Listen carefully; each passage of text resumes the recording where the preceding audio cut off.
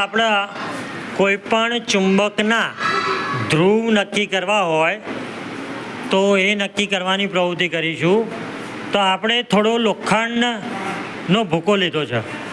એ લોખંડના ભૂકામાં વારાફરતી આપણે જુદા જુદા ચુંબક નાખીશું અને જુદા જુદા ચુંબકમાં લોખંડ કયા ભાગ ઉપર વધારે ચોંટે છે એ જોઈશું.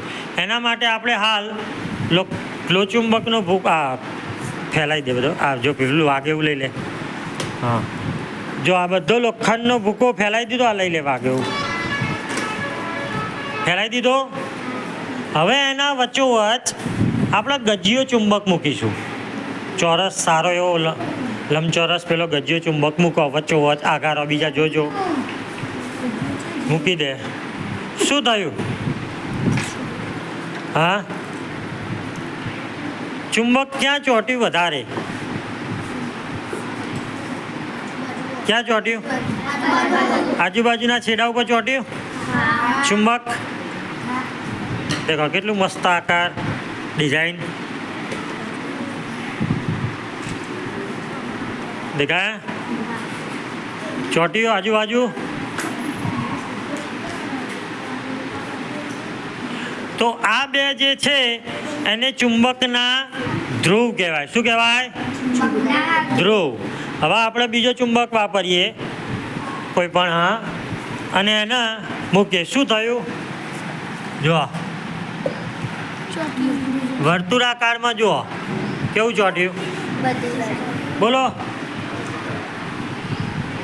વર્તુળાકારમાં જુઓ કેવું ચોંટ્યું. હાથમાં પકડીને તમે જોઈ શકો છો બીયા વગર કશું ના થાય એમાં.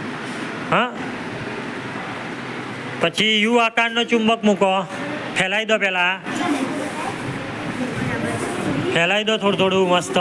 પછી યુ આકારનો પેલો મોટો હતો ને એ ભલે રહ્યું. હાલ પહેલાં બધાને જોઈ લો. હા, હાલ દો આ બાજુ જોવા. હા, હવે યુ આકારનો પણ જોવા બીજા. હા, બે. હા, મુક્ત હતા. જો યુ આકારનો ચુંબક આપણે મૂક્યો તો લોખંડનો જે ભૂકો ચોંટી ગયો એ પણ હું તમને બતાવું છું. ક્યાં વધારે ચોંટી ગયો? ક્યાં ચોંટ્યો? હા,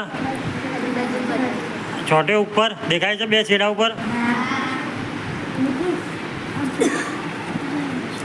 સાઈડમાં રાખ. ખોલ. ભેગું કરી દે. ચોંટે જો આ છોકરા. હાથમાં પકડીને જોઈ લો. નીચેથી પકડો. નીચેથી.